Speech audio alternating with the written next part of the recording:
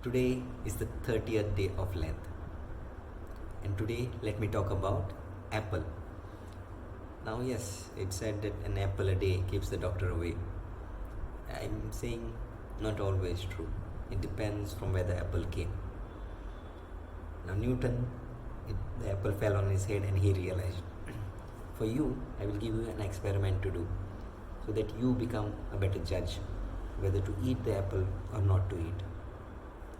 Now, just go to the market, buy an apple or buy different types of apple, small, big, different shapes, size, and keep it on a shelf where you cannot reach. Where you can keep it, you can see it, but you cannot grab it. And keep it for a few days and check which of them gets spoiled fast.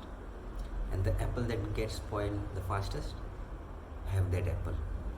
And don't have that apple that got spoiled. Buy more of the apples from that kind or from that person, and then have them. What happens is that sometimes the fruit comes from a very far away distance. Yeah? Say the fruit originated here, it had to travel all the way to your location, to your area, and then from there it had to spend some time in the market. Okay, and then it got to you. Now, in this, the travel time can be days, it can be weeks in the market. So by the time it reaches you, if it is still fresh, that means something can be wrong, depending on the fruit. Yeah, especially with apples. So sometimes what happens is that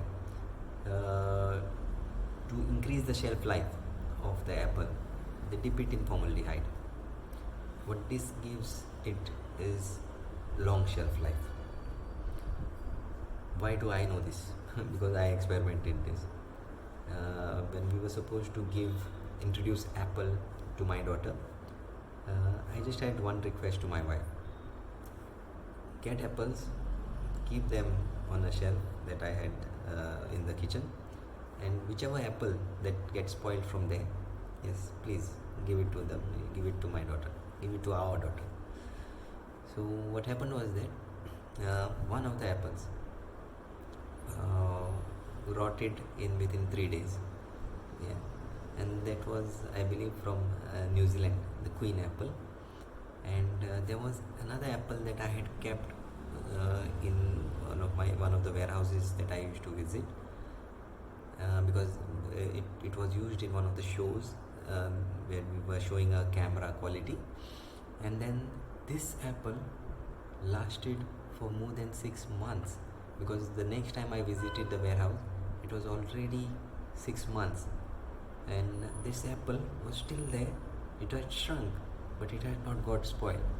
So yes, do use hints like this, or do experiment like this to find out if a fruit is a good quality one or no.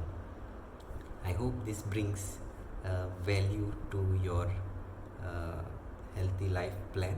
And in this Lent, let's work on the mind, body, and the spirit.